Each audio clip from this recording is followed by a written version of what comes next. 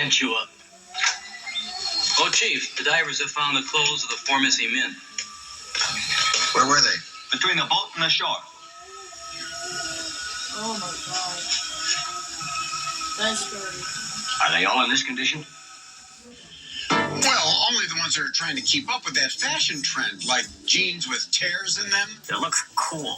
Come to think of it, there was a machine at the laundromat that used to do that to my clothes. But I digress. If you find this film very similar to other Japanese kaiju or giant monster films, then maybe because it was directed by Ishiro Honda, who directed films like Godzilla, Rodan, and Mothra, and his lifelong friend, Eiji Tsuburaya, I'm sure I messed that up, who worked with him on many films like those, was in charge of the special effects in this movie. I'll buy that. So they certainly drew on their experience with those earlier films, but right now, it's time for me to draw on your willingness to play our beloved game, Two Drawn Out.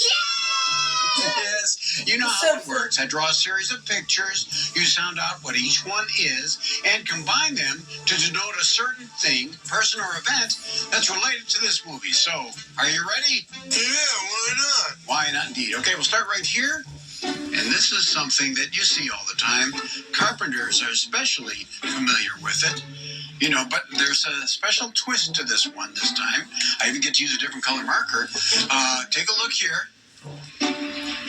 Sometimes if one of these is like out in the rain or in wet, something will happen to it. And we want to know what that is right there. In fact, to make sure that I'm pointing at that. And by the way, it is not a steak, and that's not blood on it from a vampire. So can you tell what it is? Yes.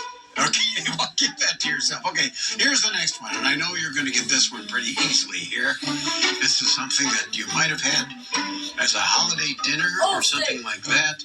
It's always readily available at your favorite store. You know, it usually comes, I'm not going to say from a pig, but I guess I will. So there you go. Okay, take a look at that. It's also something people have called me, so it's Totally idiotic. something else besides that. Finally, okay, here we go. You'll know what this is, I'm sure. You've probably seen one of these many times flying through the sky above you. It's got the gondola underneath it. It's got, you know, all sorts of the end. You know, the other thing is, a lot of times it says something on it, like, let me just write this on there and take a good look at it. Now, do you know what this big fat thing is? That's an insult, you old bag of gas. Well, it's got gas in it, but I guess we'll explain. Okay, take a look again. This is what we want. We want whatever this is on this, I'll give it away, nail, something on the nail. And this, which might be a Sunday dinner or a dinner on Easter, and this thing that flies through the air. Okay? So I'll give you a second to think about it, take a good look, give it an idea if you think so. And okay, it's time for me to explain what it is. I hope you got it here. That's a nail, and on it, exposed to water or whatever, that's rust. Rust. I'm thinking rust. Next to that, of course, is, like I talked about, something for dinner. It's ham. I got it. Ham. And finally, that thing with Goodyear on it, that's, of course, a blimp. I got it right. A blimp. So let's put them together. Rust, ham, blimp. Rust, ham, blimp. Rust, ham, blimp. It's Russ Tamblyn who plays Dr. Stewart in this film. Now, did you get that? Yeah. Oh, okay. Well, maybe you'll get this. Russ Tamblyn was not the first choice to play Dr. Stewart.